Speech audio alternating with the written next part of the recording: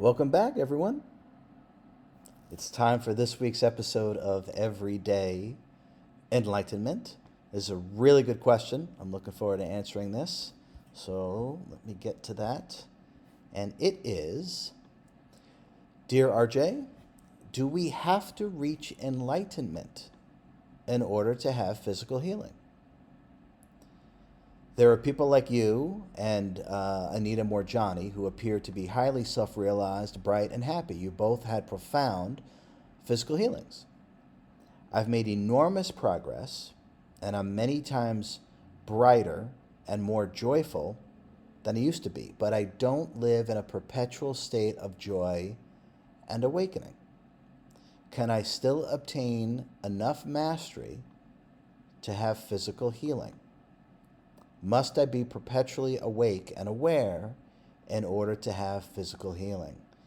Thank you, Michael. Okay, what a great question, Michael. Thank you very much for that question. Is enlightenment a prerequisite for healing? No. No, absolutely not. Um,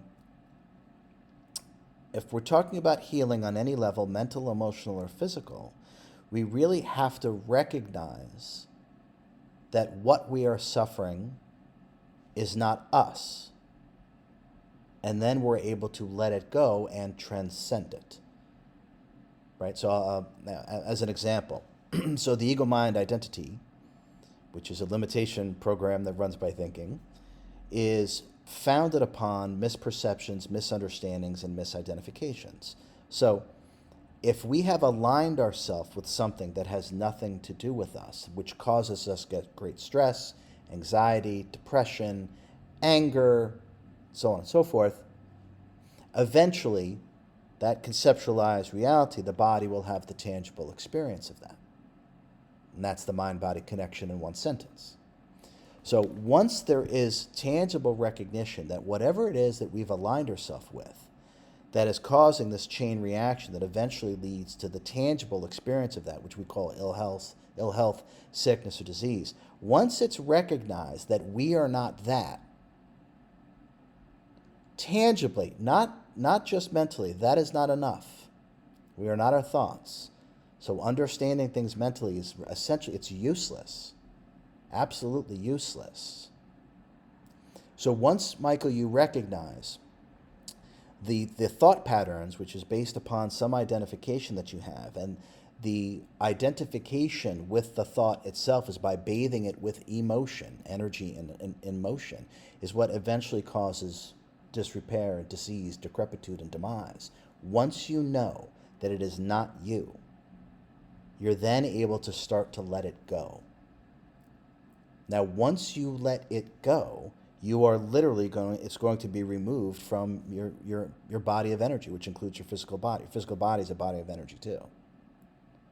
But you have to tangibly know this, not mentally understand it. That's nowhere near enough. You have to tangibly experience that all of these things that have caused you disharmony are not you. Then you're ready to move past or heal yourself. Because only the truth heals. And when you recognize the truth about yourself, you will remove these subsets of the limitation patterns which come across as sickness and disease. They will serve no purpose anymore. There's nothing to learn from them. Once you know that it's not you, there's nothing to learn. The sickness and disease will simply leave. There'll be self-repair, self-healing. You may end up doing acupuncture or the Ascend the Frequencies healing technique or whatever it is. Once you know that it's not you, it no longer serves any purpose. And that's how healing occurs. That's how.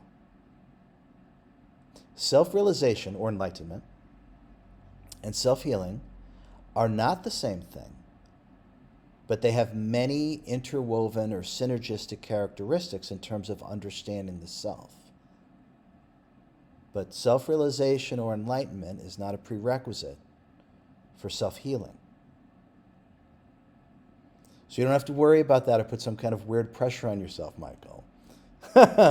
Okay? You just have to recognize the beliefs and the identifications that you've made that have led to your mentalization, emotionalization, then physicalization of these things that are actually not you.